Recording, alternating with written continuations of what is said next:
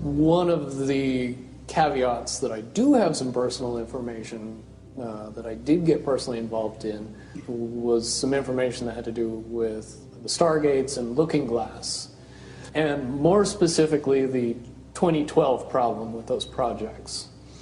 The popular opinion of what's out there right now is that the project was shut down because there was a problem when we approached 2012. I've heard it described a number of ways, but to my knowledge, the problem is that the timelines converge on that point in time.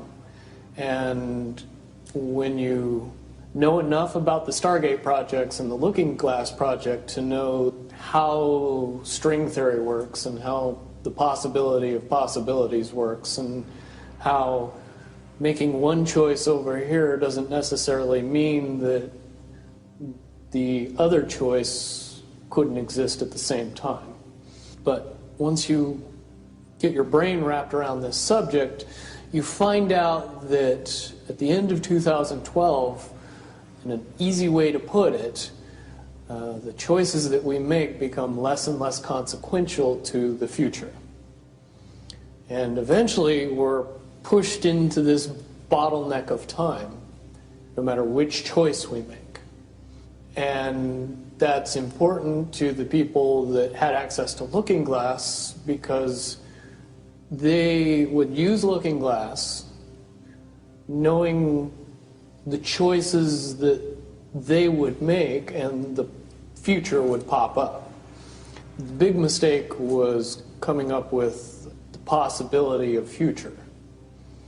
And when we started using a computer to say, well, if we make this choice, it's 79% possible that this scenario happens, and 23% are possible, or whatever, I'm using round numbers, that this scenario would happen.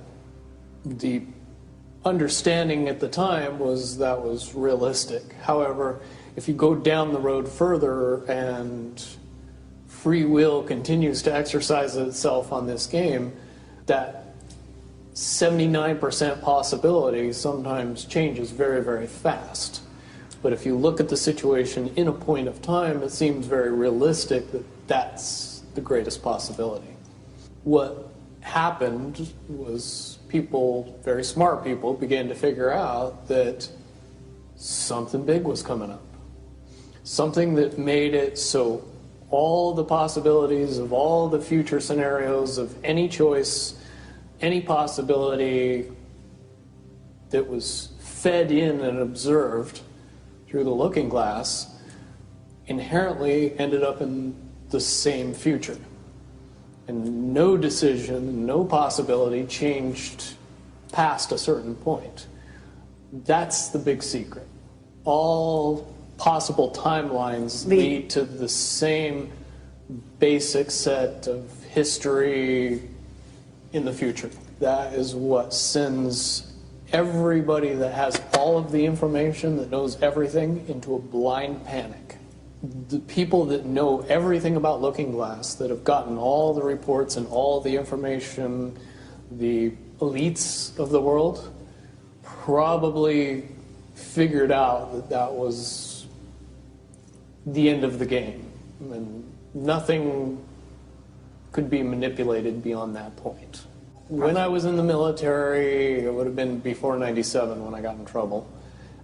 One of my particular areas that I was amazingly intuitive about is problem solving / mission planning, or more specifically, taking a bad mission and fixing it.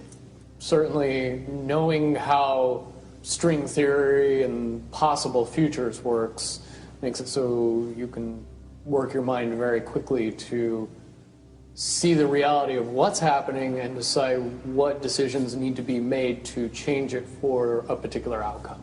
At a certain point, after they're done hearing the computer tell them this is what's going to happen over and over and over and over again, all they become focused on is how do we fix it? What I do know is that I was called in and asked to solve this problem, this timeline contraction problem.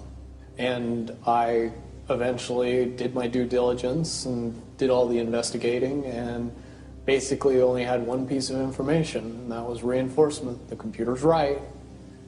The timelines will contract down to some inevitable thing. There is an inevitable event.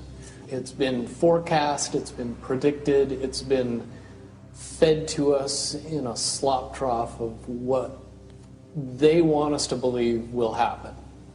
They don't actually have control over what happens. They only have control over the reaction, and it seems that no matter what they try to do to cause their desired reaction, it's going to have an opposite effect. Much, much easier for me to explain today what that process is as opposed to back then. If I had to give it a name, I would say it's the awakening process. It's an evolution of consciousness that cannot, will not, and no matter what decisions or possibilities are injected into the equation, eventually it all resolves down to us all learning the truth and becoming aware of this massive dam of lies that has been built that keep us from knowing massive volume of information that we should otherwise possess. Essentially what happened with Looking Glass, not only did they not want people to use it anymore because they knew it was just going to burp out the same thing, but at the same time they didn't want anybody else to know what it was saying, I'm sure. Because that information was a monumental concern when I was in the military about how to prevent this inevitability. Now, at first I thought it was end of the world. Now I see end of the world as end of their world. The biggest cherry on top of all this conversation would be a synopsis to say that if I could convince everybody out there that for all intents and purposes, what we believe to be true eventually becomes true. If somebody convinces us that a major disaster is going to happen in the very near future, a major disaster happens in the very near future. If we don't buy into that fear and accept that there's really nothing that we know is going to happen, and accept of whatever happens, that makes the convergence of the timelines happen as naturally as possible.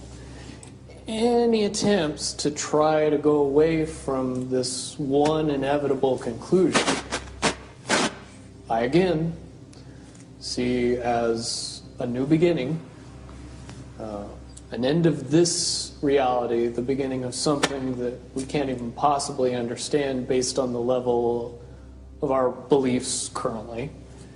But when all that information comes flooding out, there's going to be no denying what's true and what's a lie or what's illusion. Basically what we're experiencing right now is two master chess players sitting at the board.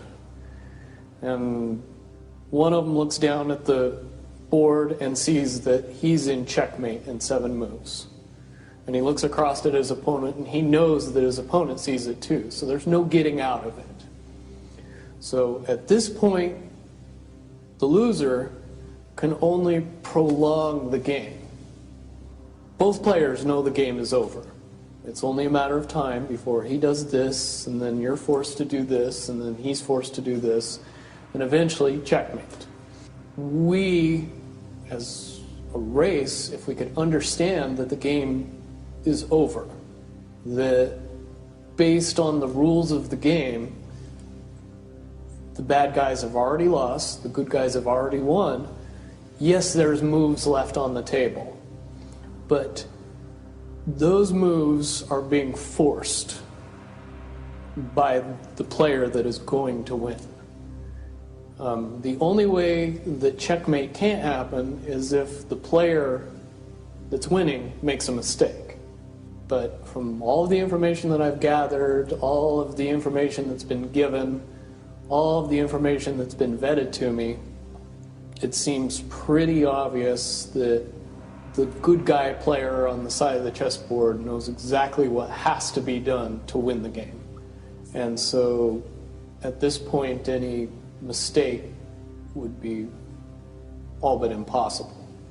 But again, you really have to understand the game to know that the guy that's losing is lost. And I'm sure most people sitting watching a chess match between two advanced chess players know the game's over long after the two players know it's over, because they can't see the board and see that there's only 7 moves left.